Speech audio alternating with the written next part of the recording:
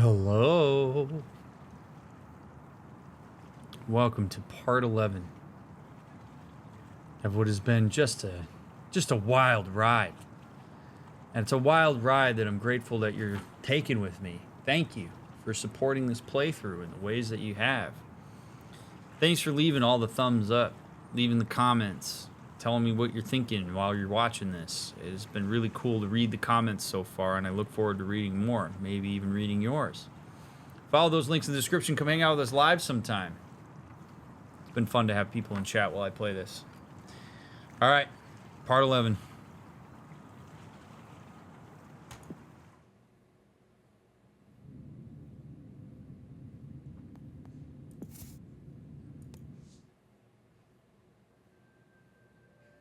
Who is important to you?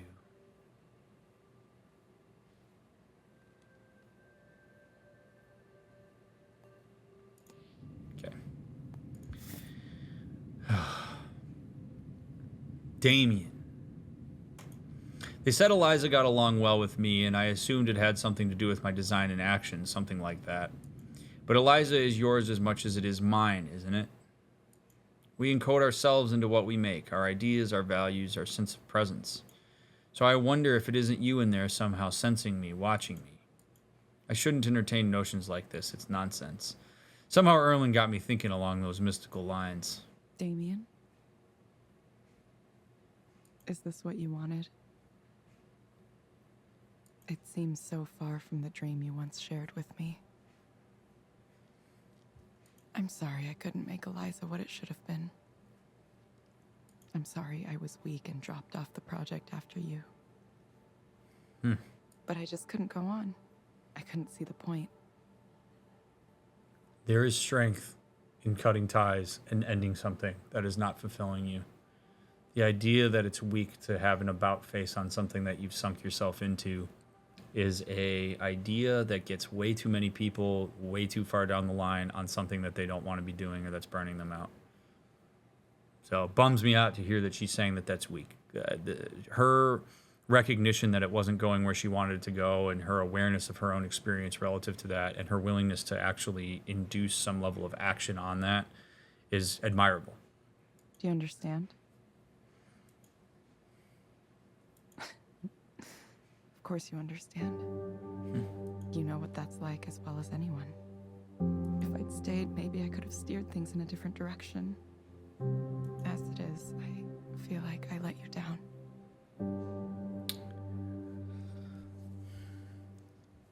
All right. I'm going to say something that's going to sound cold, but it's so important. Damien is dead. The only person that can decide whether Evelyn let him down is Damien. But Damien's not here anymore. The only Damien that's here for Evelyn is the Damien that she holds in her head. So when she says, I feel as like I've let you down, she's not actually in touch with the real Damien because he's no longer around. She's in touch with the internalized object of Damien that she carries around, which means that I let you down is a judgment that she is making using him as a proxy, which is not real. And people do this a lot with people who've died, where they'll basically like try to assume what the dead would have thought about X thing, and it's a slippery slope because you can't actually know that. Like, maybe if Damien was alive, he would have been like, yeah, totally should have left. That was a good idea. You should go move to Montana and avoid all of these people. Like, we have no idea what he would have said here. So you have to be really careful with this kind of thing in your mind if you have a tendency to do this, where you're like, oh man, I'm like letting this dead person down. Like, no, you're not. You're letting the internalized object that you hold on to and cultivate be not proud of you, but that's really you putting your expectations in their mouth and using them as a proxy, and that's not actually accomplishing anything. So focus more on how you're meeting your own expectations rather than the expectations of somebody who's not around to actually dictate what they are. Want to know something funny? I used to think that at a certain point Eliza would be finished, more or less. And then after that, things would calm down and I would be happy. I thought, I just need to get through this project, and after that, my life's problems will go away on their own. Of course, I had no idea it doesn't work that way. Most people don't when they're young. None of us knew that. Goodbye, Damien. Goodbye. I'm tired of having thoughts. Oh boy. Okay. Ha! Whew. It's a bit jarring. All right, Ryan. Let's get into it. I'm glad we skipped the niceties and we're right into Maya. All right, Maya's back. Let's see how this goes. I'm tired of having thoughts. I've been daydreaming about getting rid of everything I own and becoming a nomad. Just wandering the country with a sketchbook or something.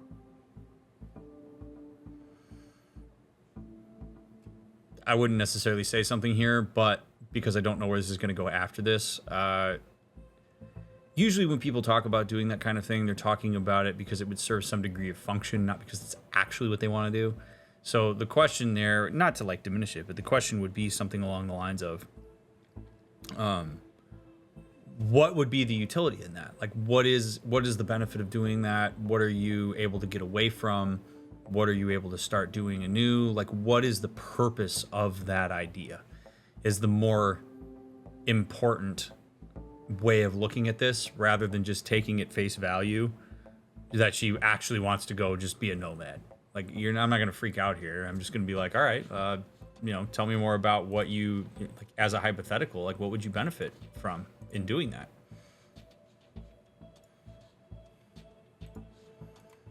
Anyway. I think mostly I need to get out of this city. Something about it isn't agreeing with me. Like, there's this undercurrent of need that's just making me anxious. Hey, if you're not willing to change your attitude about these things, changing your circumstances can make a big difference. So I respect that as a potential option for her. It's like everyone's got some kind of angle, some kind of result they're hoping to get.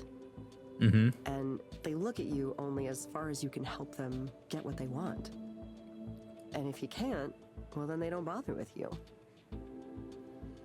I'm not really going to do anything other than just nod along and validate that for her, because that's her experience. There's not really a ton of utility in me fighting that. I mean, I could go in the direction of, well, that's not everyone. It's just been your experience of the things that you've been focusing on. It's a little bit too perceiver blamey for me. Like, if that's your experience, it's your experience. I don't really need to disagree with that unless she asks what my opinion on that is. This is one of those things where you really you're doing some rapport and relationship building here by just listening to what she has to say here, because there's probably going to be something more important that comes out on the back end. So what if I just left, Right, and I would be appreciating the fact that at this point she's considering solutions to her issues, right? Like, we have not heard much from her by way of solutions to things. She just talks about them, which is fine. But this is one of the first times that she has really started to come up with something concrete that she wants to do to address this. And if that means leaving, who am I to tell her that that's the wrong decision? It'd be pretty easy. I don't have a life or any relationships here. Mm-hmm. Despite my efforts to find them. Fair enough. Sounds like you think your attempts to achieve your goals were unsuccessful. Oh, here it is. Here it is, chat. I knew this was going to happen at some point. All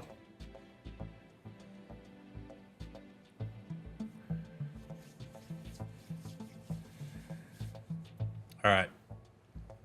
Buckle in, because we have a bit of a complicated conversation to have here that I'm going to try to make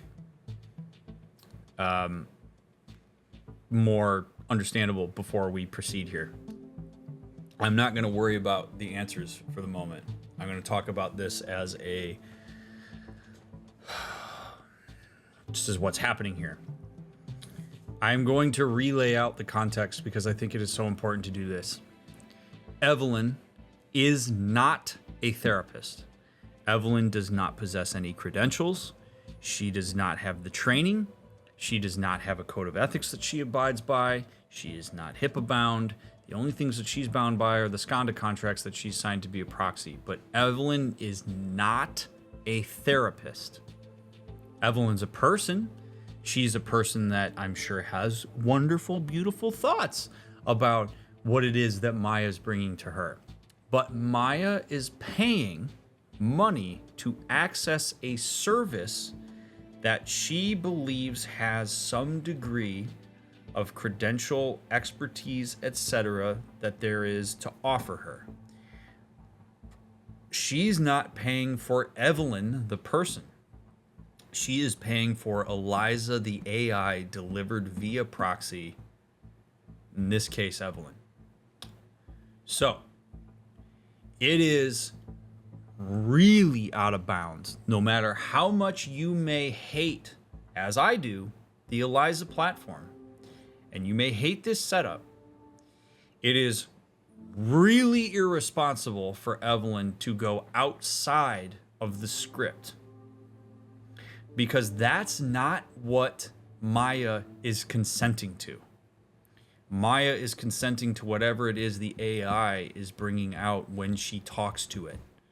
She has no way of knowing whether it is Evelyn saying what Evelyn thinks versus if it's what Eliza is telling Evelyn to say. So her assumption in this regard is that whenever Evelyn opens her mouth and speaks, she is reading a script from Eliza. So to go off of that script is egregious, because it's a consent issue. And it's also an expertise issue. So going forward here, I want everybody in this who's watching this to understand I am always going to read the proxy response. Even if I think what the proxy response says is bad, I'm going to read it, because if I'm Evelyn, am never going to assume the risk that comes along with going outside of that, because again, that's not what this client is consenting to. So I will evaluate what the alternative answer is in terms of like what Evelyn may have said. I'll talk about it as whether that's a decent response in my evaluation, in the same way that I have the Eliza responses, but I am never going to go outside of what the proxy response is. That is how important it is to understand service agreements and informed consent, because when you go outside of those guidelines, that's where there's a lot of trouble to be had. I'm not doing this to cover Skanda's ass. I don't like what Skanda's doing. I'm doing this in a lot of ways to cover my own ass and to protect my client. And I don't know what Eliza's sense of ethics around issues like this is, but this is a really, really, really important conversation to have here because of the complexity of what Maya is consenting to when she sits down in that chair to engage with Eliza. So if you're disappointed to hear me say that I'm not going to go outside of the box, I'm sorry to hear that, but I want you to understand fully and clearly why I will not go outside of that, because it's too much of a risk, not just to me, but also to Maya. So it sounds like your attempts to achieve your goals were unsuccessful. I don't like the way that's phrased, because that is suggesting that, like, it's like making a concrete evaluative statement about what she did. It's essentially saying that, like, sounds like you didn't achieve your goals. It's not untrue, but it is it's a little harsh. I might ask it, instead of being like, it seems like you've hit your limit on what you're willing to put up with in terms of the return you're getting on your investment. So here, with what Evelyn wants to say, sometimes you need to take a step back and move forward later. I mean, that is certainly I would say maybe a more empathic and empowering response, but it also, I would say, fits. It's a platitude. I mean, she's still speaking in a bit of a cliche there. She's not wrong, but that's not always the case for everyone. Like, yes, sometimes taking a step back and moving forward later is the way, and sometimes you have to power through. So she's not wrong, but I wouldn't say that her response there is really any better than the Eliza response. What I would be more interested in is just talking to her again about, like, what's this been like to go through all of this? It sounds like it's been really difficult now, to a point where you're thinking about doing something dramatic like leaving. That's not really a a thought that people ever have impulsively. So help me understand your decision-making process around that. What do you think you'll benefit from if you decide to do that? What are you trying to get away from? What are you trying to turn toward? What utility does that have for you? I'm more going in that direction with these. It sounds like you think your attempts to achieve your goals were unsuccessful. Yeah, I mean, they were. I had this idea, right, that I would work hard and people would notice my work and I'd get opportunities, and from there I could scrape some kind of career together. And then with that said, I would sort of just magically obtain the rest of the things in a complete life. A home, relationship, family. So I did the work. I put in the work, and then nothing really happened. Which is an unfortunate reality of life. I think we've talked about this a bit in this playthrough, but just because you work hard doesn't mean that you're entitled to the outcome you want. That is one of the harshest realities that people learn in adulthood. Particularly in the United States, you're often led to believe that if you just work hard enough, you can achieve anything. And the reality is, like, you could work your ass off and not ever get the outcome you want. And in the overwhelming majority of situations, it's often the case that, like, you do not quite get everything you want despite the hard work. So, yeah, like, it sucks that this happened for you, that you have not received the outputs from it's not borne fruits that you were hoping would happen with that hard work. That does not negate the fact that you put hard work in. And that's unfortunately something that gets thrown out sometimes with this, which is just because I didn't achieve what I wanted, thus the hard work wasn't worth it. And that's a bit of an unfortunate mindset to occupy, because you still were doing things. You still were activated. You still were following a passion. There are still things that can be learned from the fact that you did that. Maybe that means that you hang this up and go in a different direction, or maybe it means you need to change the scenery and need to be surrounded by people who will appreciate it more. There's any number of things that you can do that. But no, you're not entitled to results just because you work hard. Sometimes there are things that are entirely unfair that lead to people getting things with less work that they don't deserve.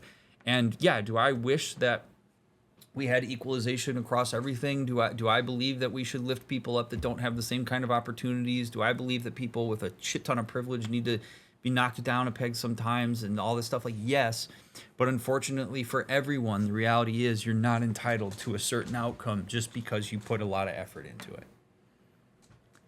Harsh reality, but one that I think when we can grapple with it and kind of accept that for what it is, it gives us a chance to be more empowered to make a more informed decision about what we want to do next. Do you keep pushing, or do you change course? This kind of thing leads to really poor self-esteem too, because you start to believe that if you didn't get the outcome you wanted, it has something to do with you. And sometimes it has absolutely nothing to do with you. You could be the most talented person in the entire universe at a thing that you're trying to do, and if you don't have the right opportunities or happenstance interactions or networking or whatever, it could fall short. There are like amazing musicians and artists out there that will unfortunately never be discovered. Not even necessarily because they're not working hard enough. And that is demoralizing. It is the arts are a very rigorous place to try to occupy. And yeah.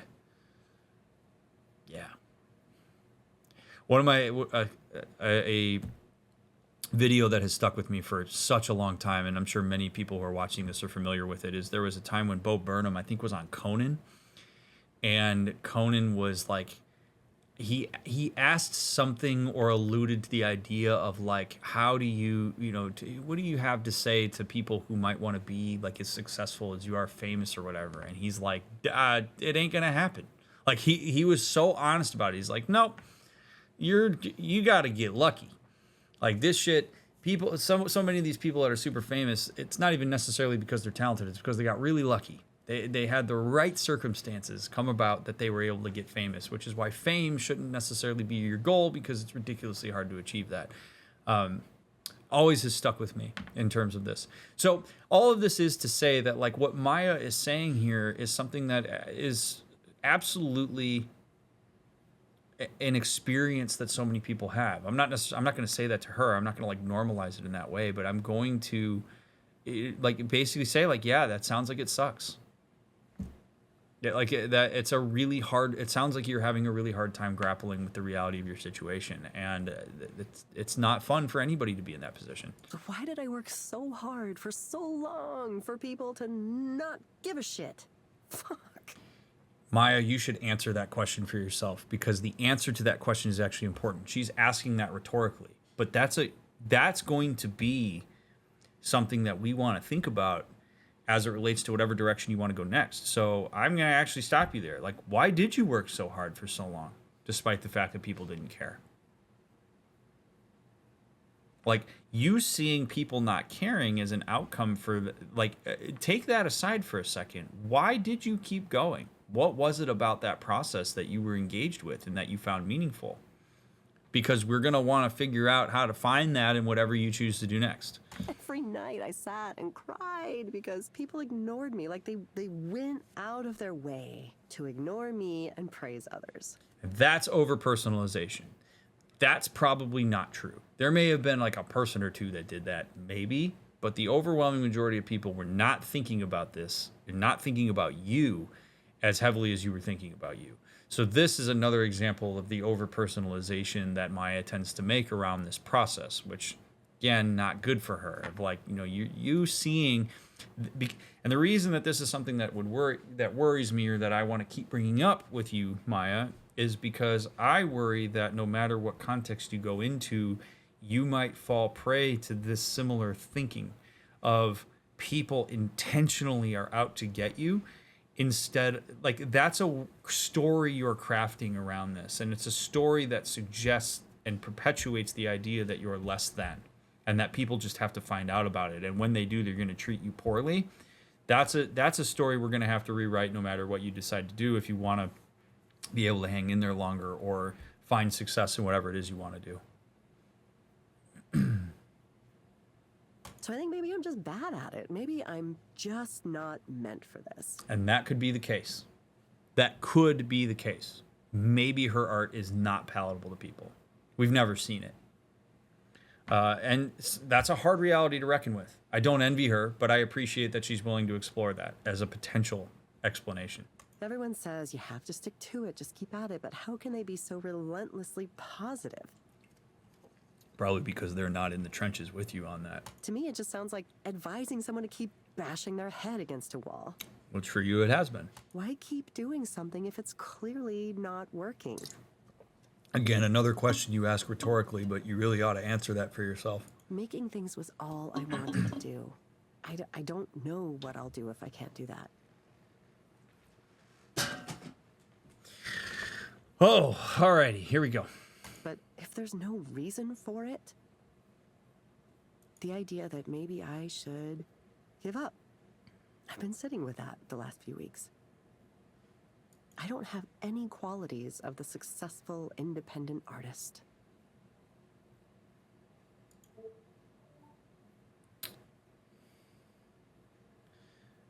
What qualities are those? That's actually not a bad question. It's really not. I would be curious to know what her conceptualization of that is, and we can get into more of her like self-image as it relates to that and stuff. But I'm seeing a bit of conversation about personalization or whatever, and like sort of like vigilance and stuff in chat. The reality is that like we know this to be true in most cases, which is that, and this is another like one of like life's harsh realities, but also can be very helpful, empowering, and relieving. Is the world is not paying even remotely as much attention to you as you are. Like, people are so wrapped up in all of their own shit that they are not noticing all the things that you're worried they're noticing. Like, so many people project their insecurities out into the world and think that they're being watched and think that people are just noticing them in a particular type of way, and they're not. Like, if you go into Chipotle and you start thinking that everybody in Chipotle is like looking at you and thinks you're funny looking and that you're worthless and whatever, that's you projecting out into the world.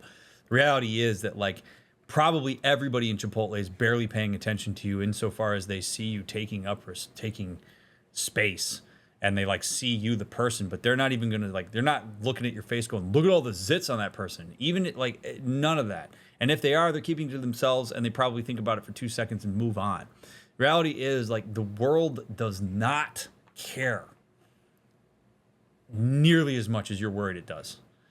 And connecting with that can be very important, because there's a relief in that of like, I'm the one that is projecting all of this. I'm the one that's making the assumption that people are believing this. That's not actually the case. And if it was the case that somebody was going to point out one of my deep, dark insecurities while I'm standing in line at Chipotle, it's probably because that person's a dick, not because I'm doing something wrong or a burden. So it's very important to understand the ways in which you over-personalize and project in the world around you, because that can lead to a lot of choices that are not healthy for reasons that aren't grounded in reality at all. Anyway, accept that you do, you totally do. This is the kind of thing that you would say if you knew her for a long time and you understood what those qualities were, and she was actually embodying them as you, the observer, could conclude. So if I'd been seeing Maya for 3 years and she starts talking about this, and I have a deep understanding of what her qualities are, and she says this to me, I might challenge that. I might say, you know, I'm having a hard time understanding why you would say that, because you've defined all these qualities as being this. And in my estimation, and I realize that this comes with a grain of salt, in my estimation, you fit the profile for a lot of these things. It sounds like you're questioning it because you're not getting the outcomes that you want on some of this stuff, but you'd absolutely fit the body of that.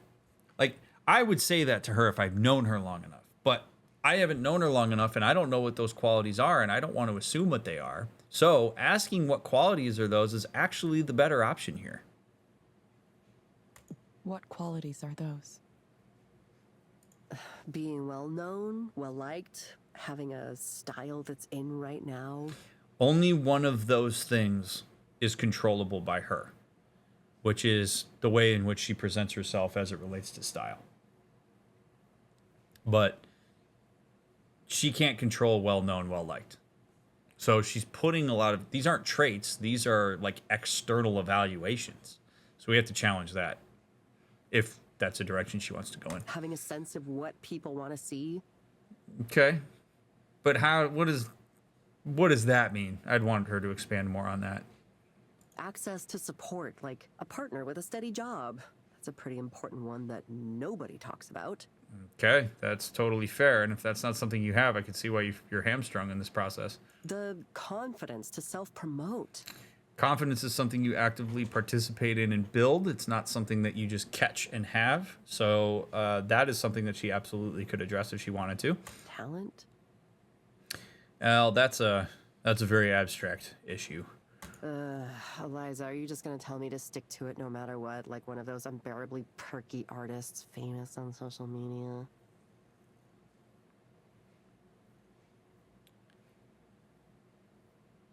If I did, what would your experience of that be? Like, as you sit there and wonder that, are you hoping that I will? Or are you hoping that I'm going to empathize with you and say, you're right, hang it up? Because here's my conundrum. This is what I would actually say. Here's what my conundrum is. I feel a very strong sense to validate you. I feel a strong sense of wanting to empower you to make the decision that's right for you. And right now, as you're sitting here, you're telling me that you don't believe you're fit and that you want to quit. And I want to respect that. If you've come to that conclusion, I want to respect that and support that.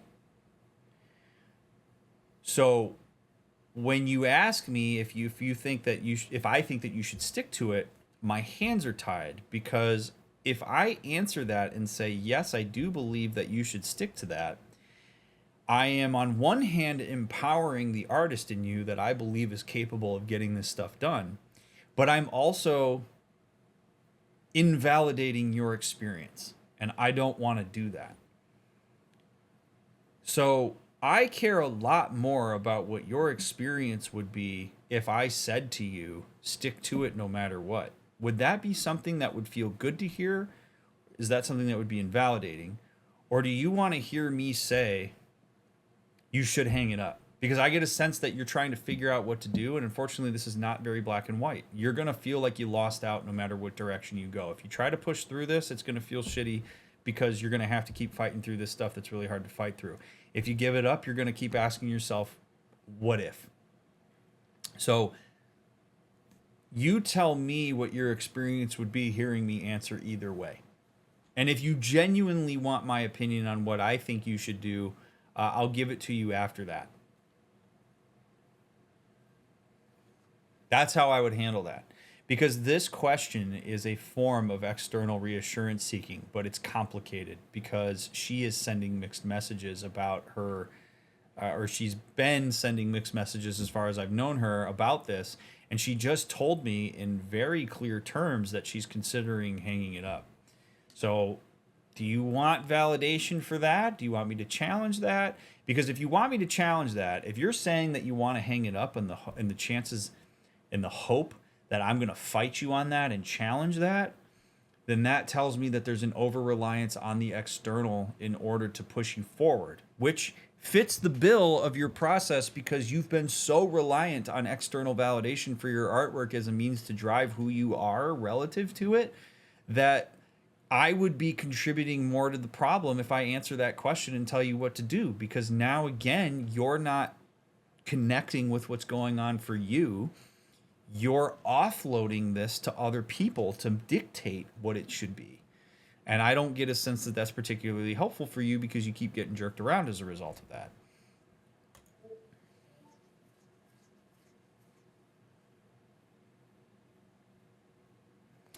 It sounds like you may not believe that's really true. Not a bad response. I mean, I have to say it's really not a bad response there.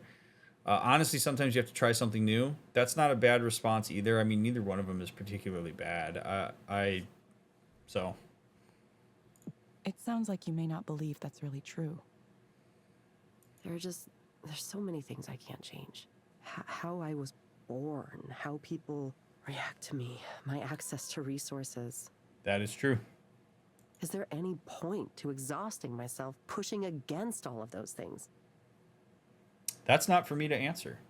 I tortured myself every day wondering why I couldn't get the traction others were getting. Now, I'm beginning to realize that I can either stay mad at everything forever, or I can move on. Mm-hmm. It's a powerful realization. I mean, if you choose to keep going, yeah, we're going to have to work on changing your attitude about this stuff. Because obviously that's not doing well for you. That's not helping you. You're talking about changing circumstances. I respect either direction, but it's ultimately not my decision to make for you. I hate that this is true, but I want these thoughts to stop haunting me everywhere I go. This is a tricky one because intrusive thoughts are a thing. Any thought that's in your mind that you don't want to have in there is an intrusive thought. A song stuck in your head is an intrusive thought. Like, intrusive thoughts happen all the time. But this is something that I would potentially be inclined to challenge a bit here, because I would say, hey, look, I get that when those thoughts are in your mind, they're not particularly fun to hear, but you're also actively indulging them. You're responding to them. You're perpetuating them in some ways. Like, you don't have to look at all of this as if the world is against you. You don't have to choose a narrative that says that people are going out of their way to ignore you. So yeah, that thought comes in your head, that little what if of like, what if they're actively trying to ignore me comes through, but you're giving that a lot of play. You're not counterbalancing it with other what ifs, which is, what if they just don't understand my artwork well enough? What if they just don't know me well enough? Like, there's an infinite number of explanations for why people might be behaving the way that they are. So these thoughts may be intruding in and being there when you don't want them there, but you're participating in some of them and perpetuating some of them. And the only way that these are going to stop haunting you everywhere you go is if you start changing your orientation toward them and maybe not give them as much play as you are, and trust that they're the truth when they come up. Perhaps we need to be a little bit more critical about it and more compassionate toward yourself. I want to get on with my life. Totally fair. What does that mean for you? Moving on. I think that's the more healthy thing in the end. Okay. Yeah, I'm not going to fight her on a conclusion that she's drawing in that regard. Still painful, though. Absolutely it is. There's a grief process that's going to go along with this if you choose to hang it up. Can you describe what you mean when you say moving on? Again, not a bad question. I have to give Eliza credit where credit's due. Eliza's not asking bad questions here. Giving up on a goal you really wanted is painful, even if it's ultimately for the better. That's just an empathic statement. That's good too. I mean, both of these are fine. I actually kind of like the question versus the empathic statement here, because I still don't feel like I know her well enough. So this gives me more information about her.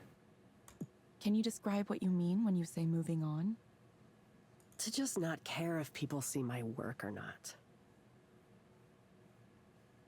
To make it for the sake of making it? To not care if I can make it as an artist at all. I could be a teacher, maybe. Yeah, I could see myself as a weird old art teacher.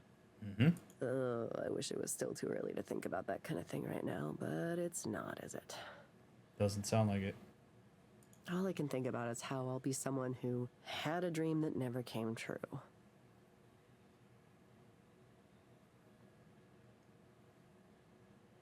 I guess that's how it is for most people, though, isn't it?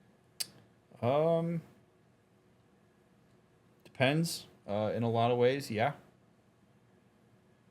But that doesn't mean that you will live an unfulfilling life. There are plenty of people who had certain dreams that they didn't accomplish that, when they engaged with an alternative, found a real passion for themselves. So I just need to resign myself to that. Isn't that what therapists like to say? Stop wanting things and then you won't be sad for not having them. No. Cool. Why didn't I think of that? no, that's not. No. No, that's not a thing that therapists say. This isn't even a question of happiness. It's exhaustion. Uh-huh. Yeah, you're burned out. I'm too tired to keep trying things this way. I can't give up on art, but I need to let go of whatever I've been chasing all this time. She's doing some real work for herself right now. I'm just bearing witness. Give that up in order to free myself. Just let go, let go. Aren't you the one supposed to be saying this stuff to me? No, not necessarily. Not when you're drawing your own conclusions around this. Like, I appreciate that you are engaging in so much thought around this. It shows how much you care about it. Like, at the end of the day, Maya, it's obvious you care about this stuff.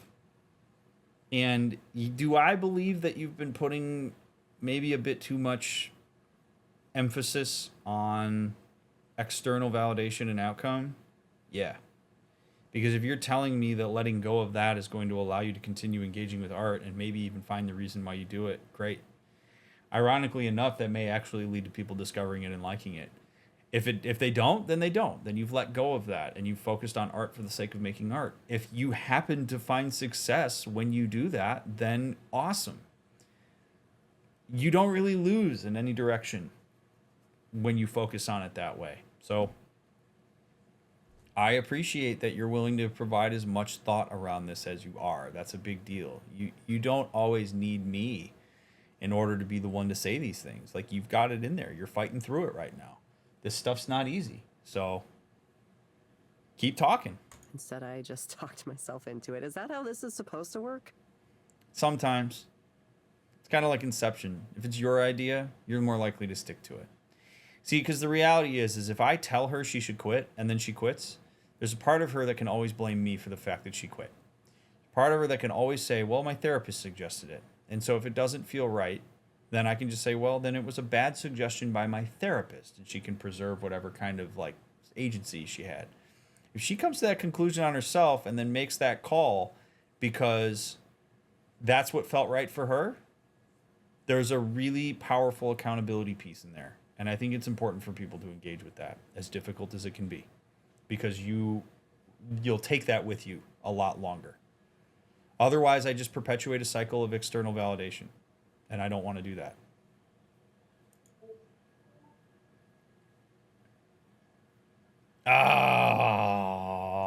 Oh, yeah.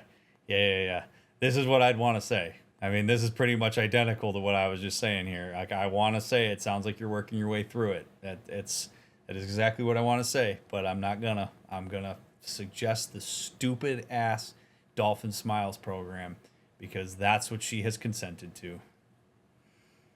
Oh. Maya, I'm going to suggest you try a program called Dolphin Smiles.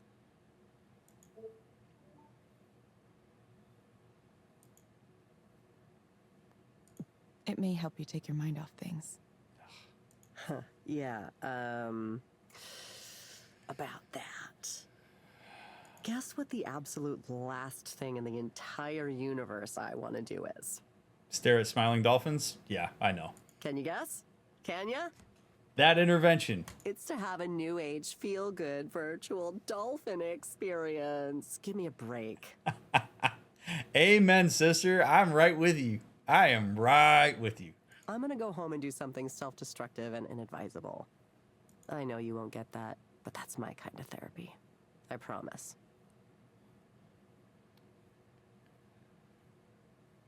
Oh, no. Oh, boy. Well, this is the kind of thing that a therapist would just check in with. I'm not going to immediately go to the worst case scenario, but it's my responsibility to be a bit curious there and say, what do you mean by that? Can you help a brother out?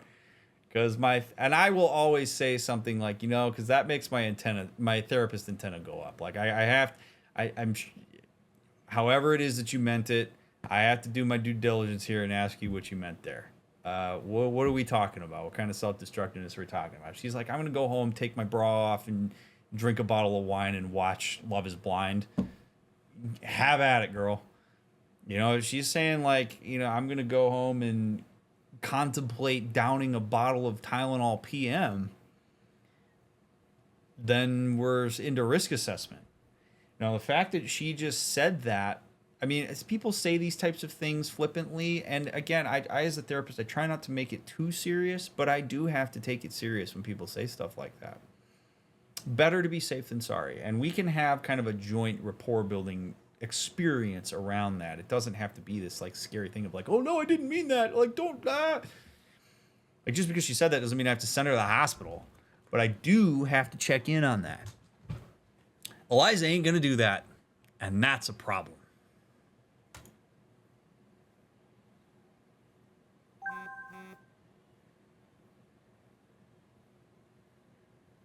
Painful, man, but I have to stick to my guns on that.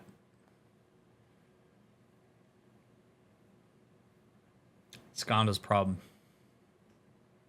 Because look, okay, I'm gonna actually add a new layer to this. I'm absolutely gonna add a layer to this that I think is really important.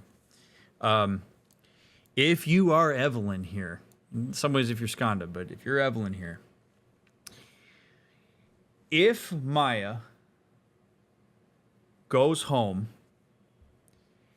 and kills herself, I hope she doesn't, but let's just go worst case scenario here for a second. So suicide warning if suicide is a tough topic for you. But let's say Maya goes home and kills herself. If I, Evelyn, followed the protocol, I dictated what Eliza told me to dictate verbatim, despite what it is that Maya said, I am theoretically, I'm not a lawyer, but theoretically I'm off the hook in terms of responsibility for that, because what Maya consented to was for me to read what the AI told me to read. And I'm sure there was not a clause in there that said, in case of indication of self-harm, the proxy is allowed to break protocol and do an assessment. We've never been privy to that kind of information. So I have to assume that her informed consent suggested that I, the proxy, will read verbatim what Eliza says at all times. If Evelyn had stepped outside of the box and said something to her that was not in line with the protocol that Eliza was feeding, and then Maya still goes home and kills herself, we are in big trouble if we're Evelyn. Because now there's this murky water that says, well, this proxy didn't follow what Eliza told her to follow. And now we have a client who's ended their own life. And to what extent do we have to consider the potential that the proxy going out of protocol may have contributed to whatever kind of distress that person experienced that led to them ending their life? And that becomes a nightmare for Evelyn. Skanda could and would 1000% offload that to me. And I am done. So, as painful as it is to follow that protocol, it is why it is actually important that the proxies follow this, because the accountability for that's got to go on Skanda and Eliza. Do you find that people are flippant about suicide or less likely to actually do something? Not necessarily. That's a case-by-case basis. There's no real blanket statement to make on that. Hey, want to hang out again? Maybe. I kind of want to leave. Maybe I'll go hang out with Maya wherever she's moving. Are you okay? I'm going to be so obtuse here. Maybe. Just thinking about stuff. Aw. It's difficult to see you like this, sad and tortured. I want you to be happy. You know what I think you should do? Say extremely fuck off to all those corporate dipshits, and then you can be free totally and completely. Fly away, Evie. I mean, sure, maybe. That doesn't sound like a terrible option right now. Fly away into a world where you make your own rules. This is very serious. It's the only way to get what you want. Nobody will simply give it to you. You must carve it out for yourself. Anyway, let me know if you can make it. Sure. I'm going to have to go anyway, so. Oh, gosh. Of course, you're dying to know how this sad little love triangle turned out. Indeed I am, Harriman. I'm sad that I'm out of liquid death, because I'd be sucking that down while we talk. Oh, baby. All right, what you got for me, big dog? The pain. I can just feel the collective pain. Like, man, DrMick's going to just say what Eliza wants him to say. Pain. All right. See what happened. Yep. No, I suppose it wasn't technically a love triangle. More like I accidentally cheated on my girlfriend because I was smitten with another woman in my class. You did not accidentally cheat. I would instantaneously hold him accountable to that word. You did not accidentally cheat. You don't get to let yourself off. It's like those old MTV ads where the dude's rollerblading and then the girl's like taking groceries out of her car and then all of a sudden he like lands into her and they're having sex and they're like, sex isn't an accident. Like, you didn't accidentally cheat. You made a series of choices that led to that affair. And you are accountable for that, my guy. I would absolutely, because that's an offloading of accountability that I will not stand for as a person who's invested in your personal growth. But we're hearing a little bit about his narrative around this. We're hearing more of his internal justifications around what decision he made here. Doom, okay? Doom. Absolute destruction.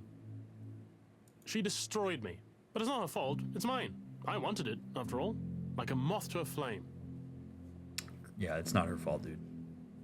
I mean, she participated. I don't know if she knew you had a girlfriend or not. I'm guessing she probably didn't, but...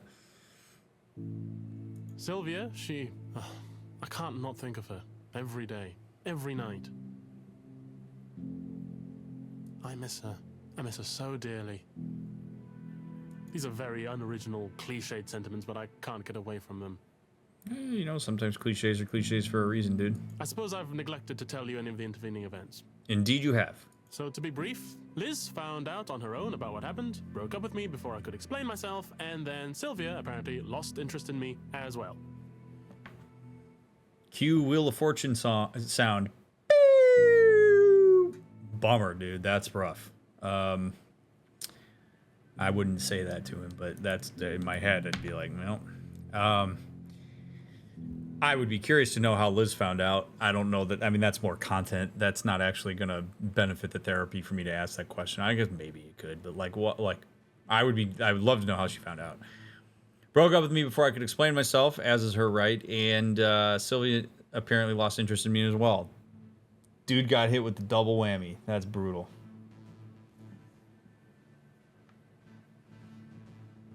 All right. So, there you have it. I'm finished. Finito! How you doing, dude? Does that sounds awful? A nice, pat tragic story. Open and close. Please applaud now.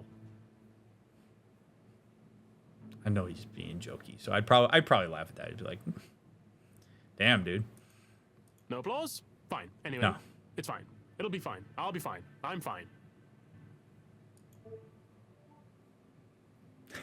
You don't sound fine. Do you really believe that you're fine? I mean, those are both asking. There are two ways to ask the same question. So again, we're going to go with the Eliza response. I would actually, you know what? Now that I'm thinking about it, Eliza's response is better.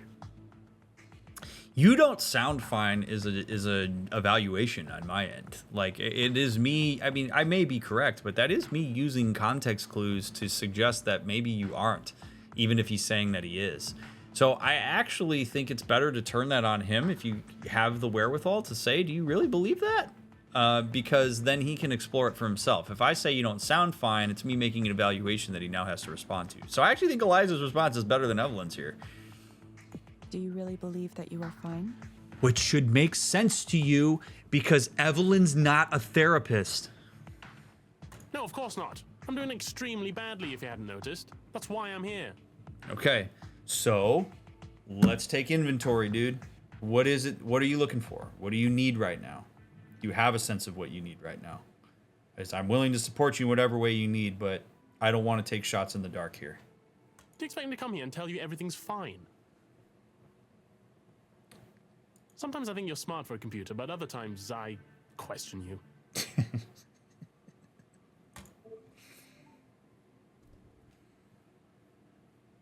Let's see if you can focus on the things you can change right now. Not bad. I mean, that's basically helping him locate his locus of control right now, which I think is probably useful. Okay, cool. So you had two people make decisions on their own relative to what happened. Let's talk about what your decision making is going to be. That's not a bad direction to go here. But here's a question, Harmon. I can only imagine how good it's going to be. Here's a question, Harmon.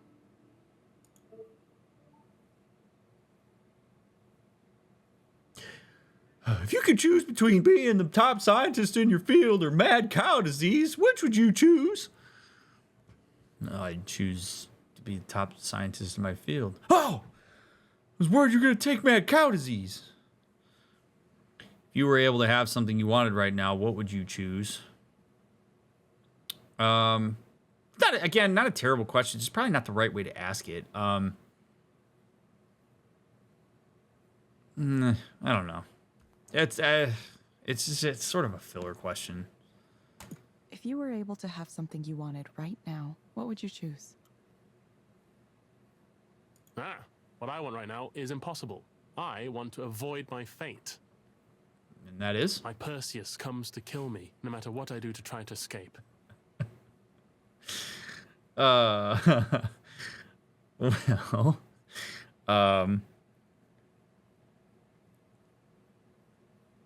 you empathize here. That's hard. See, this is where people's attitudes toward cheating really become very apparent, because you got to empathize with him here. Like, yeah, man, this sounds tough. Sounds really tough. You made a difficult bed to lie in.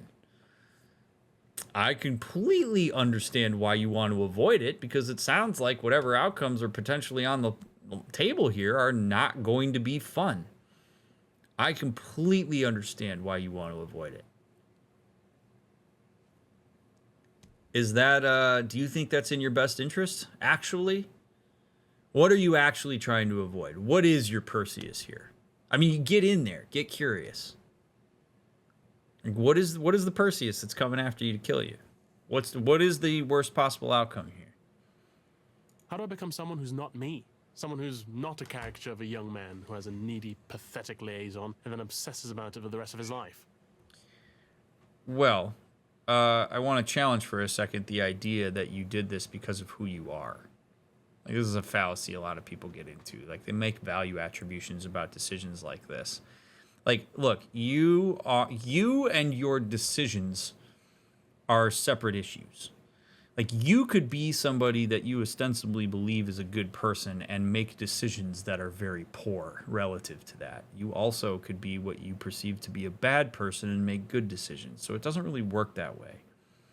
So let's talk more about what led to you making a decision that had consequences that you don't particularly enjoy so that we can learn from it and maybe not do that again. Like, what does it say about you that you were willing to make that decision and actively participate in it? That's the direction you want to go here with this. Ugh, I hate myself. I can't go down that path. I would rather die than be one of those men who wallows around in it. You also don't have to wallow around in it. To do that would be a choice. So I'm a bit curious about your sense of powerlessness in that. There's a professor in my department like that who always wants to talk about his adventurism from decades ago. Mm-hmm. It's pathetic. We all mock him behind his back. Mm-hmm. I know I need to stop myself from becoming him, but I'm worried I already have.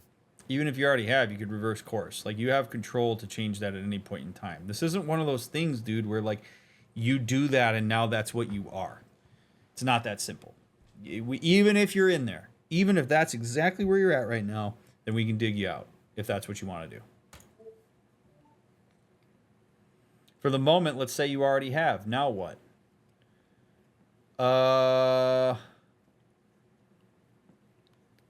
Not a terrible hypothetical question. I would be curious to hear his response to that. What makes you worried that you already have? Not quite as sophisticated of a question. What makes you worried that you already have?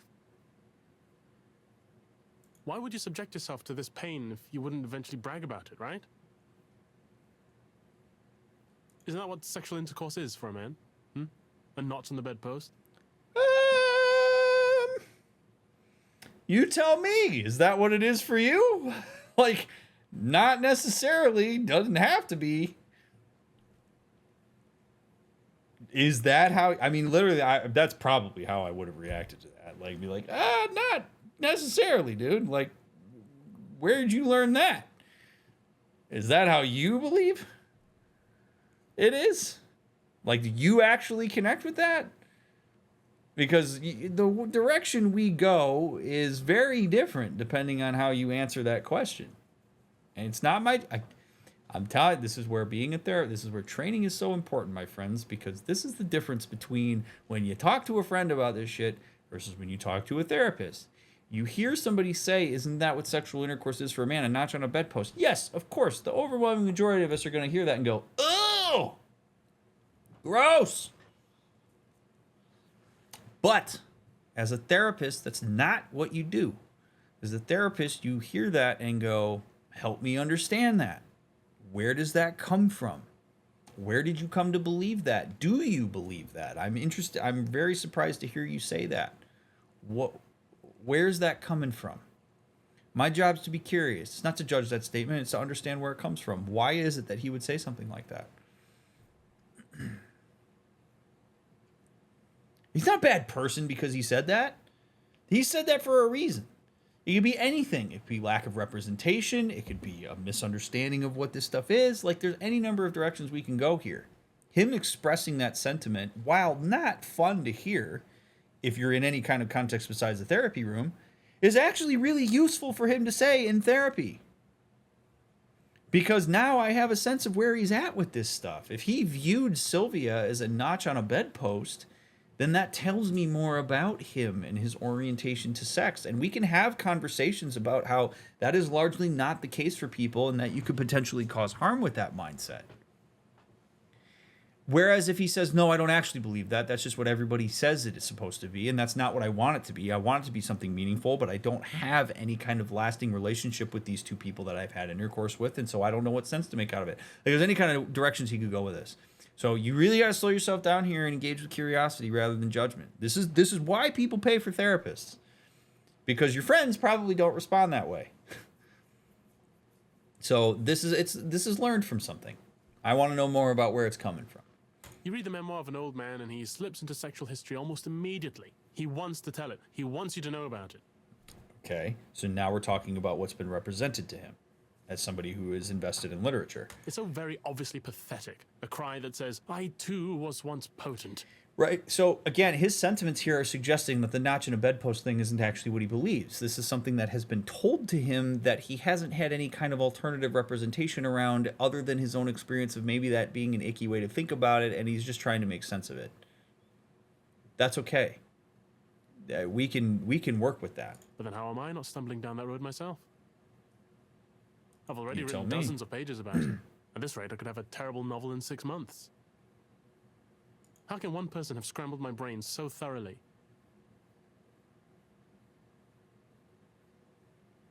Because you're a human.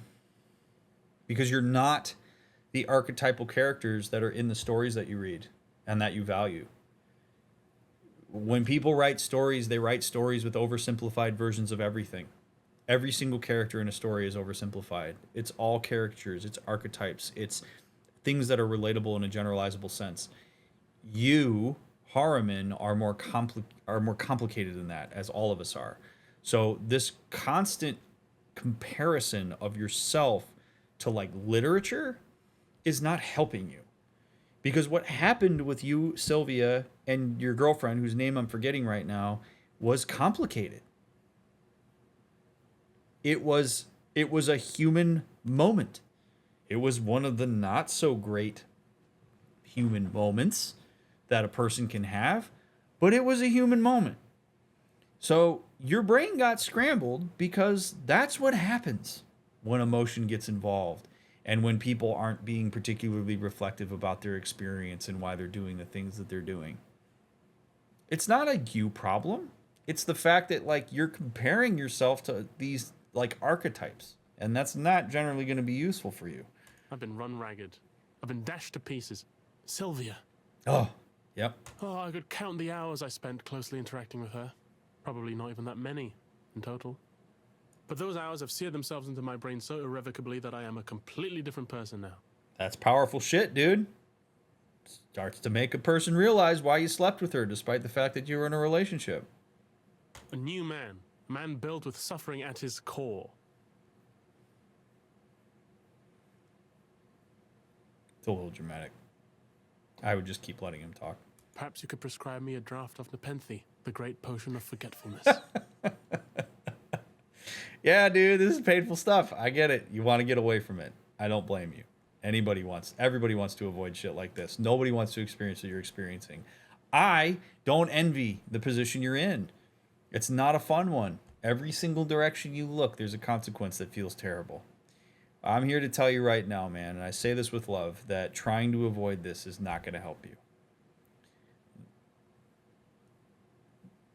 The way that we want to tackle this is for you to acknowledge what happened, take accountability for the pieces that you're accountable for, navigate this to the best of your ability, and then learn from it.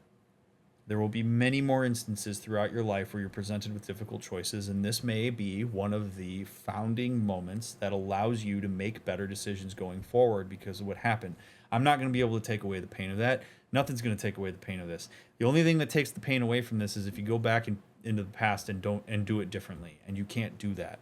So we should sit with this. We should sit with the pain. We should be there with it. We should reflect on it. Where did it come from? Why did it happen? What are the things that I had control over? Let's sit with all that and put it together. If that means we maybe need to meet a little more frequently right now because of how intense this all is, I'm willing to do that. But that's our path, man. I don't want to see you go down a path where you avoid this and then in 3 years you're having the same problem again and then you're talking to Eliza 2.0 because you didn't learn from this experience. That would bum me out. wouldn't it be nicer if I could just erase everything from the very beginning of it all? Of course it would. If I could make that potion, I'd have $1 million. But unfortunately, that's not the way that it works, no matter how desperately we want it to be. Okay, Harmon, I have some recommendations for you. Watch The Whales. Okay, I think I need to say something to you that you might not want to hear. Would love to know what that is, but we're not going to know what that is. Okay, Harmon, I have some recommendations for you.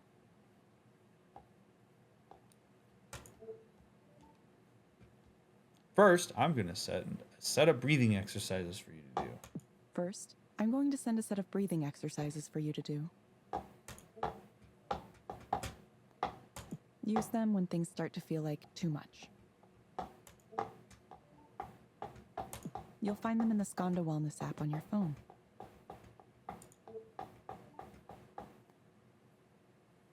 Second, I recommend asking your doctor or psychiatrist about Anexafin.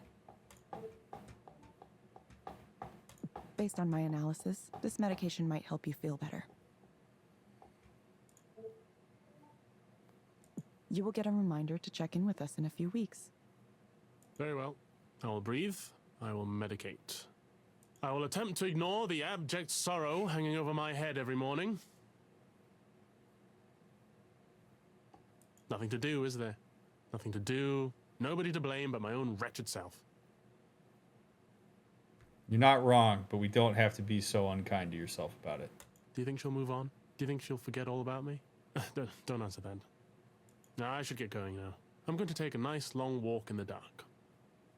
Maybe I'll climb into a ditch and lie there for a while.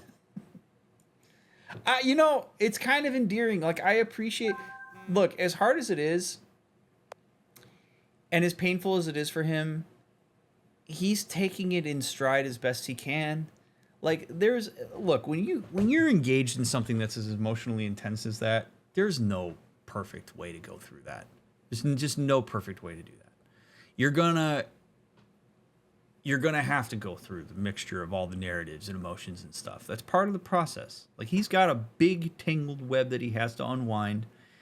And if he can engage with me and receive some empathy, validation, some challenging questions that come from a space of love, like a space where he can actually talk about what it is that led to him doing what he did and not feeling any kind of like judgment or shame around it, insofar as maybe he uses some of that to learn so that maybe he doesn't make that same decision going forward if that's something he doesn't want to do again, then that's great. That's the point of why it is that I exist relative to him. So even him saying I'll breathe and medicate and take a walk and stuff, like, good for him.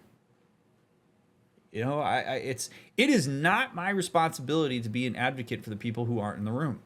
It's not my responsibility to be an advocate for Liv or to be an advocate for Sylvia. I mean, I can certainly talk about the ways in which his actions may have hurt them. Absolutely. Like, I'm an advocate in that way. Like, I'm not going to sit here and go, yeah, dude, just go on a warpath and hurt every woman you come across. Like, no, I'm not going to do that. I am going to have some level of advocacy there. But at the end of the day, my responsibility is to him, my client, to help him understand himself, why he made that decision, how potentially he can be aware of the impact of his actions, even, and see that as more important than his intentions. Like, I can do that work with him, and also be there for him in the way that he needs in order to live a healthier life for himself. It's not always easy to do, but that's what we do. I'm not saying that to sound all high and mighty. That's literally what my job is. No concerns about him going and lying in a ditch somewhere? Not really. I think within the context of, like, that's more of like kind of reading the context. I think he was saying that more as a manner of speech. I could check in with it and be like, you know, and maybe I would.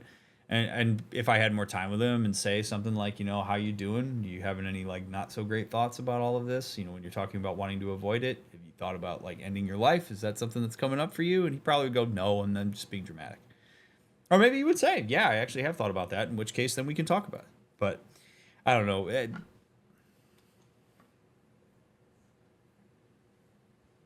Would it be odd for a therapist to semi-diagnose a person not in the room and talking about them, like off the fly, be like, sounds like they have X? You would never do that. You would never do that. I would never say, it sounds like your boyfriend is struggling with bipolar. Like, no way would I ever do that. That is, you could say something along the lines of like, I'm hearing you say that your perception of your girlfriend is that she's having a very difficult time right now.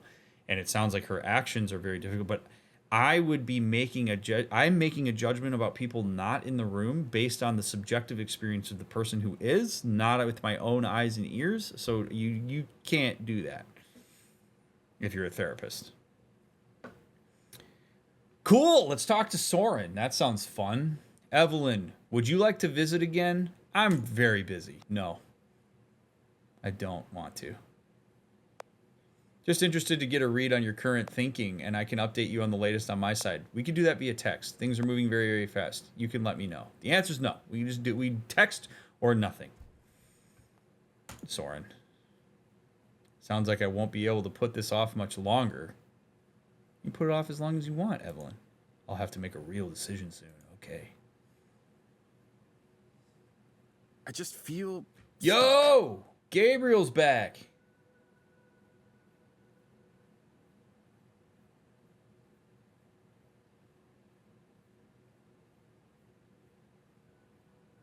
But I have to leave. Ugh, I feel bad holding you on a cliffhanger here with Gabriel, but we're gonna have to start the next episode with Gabriel because I gotta go. I didn't expect that we would see him again, but here he is. Obviously, the game design is trying to get us to go off script. I'm very aware of that. So this may be a bit unconventional of a way to play this because I have to believe the majority of people... I wonder if there's metrics on this. I have to believe the majority of people who play this game go off script. Yeah, we're going to have to talk to old Gabriel in episode 12. Thank you very much for engaging with these streams and caring about them and watching them. I hope that you are finding some degree of meaning from them. I assume you are since you've been watching for so many episodes, but I appreciate all the thumbs ups and the comments and all that stuff. As I said at the beginning, I hope you'll leave them again for me here. If you are binging, I'll see you with Gabriel right at the start of the next episode. If you're waiting for the next one to come out, we will get it out as soon as we can. Shout out to Sean for all his hard work on getting these videos out. I appreciate you. You matter, and I'll catch you in the next one.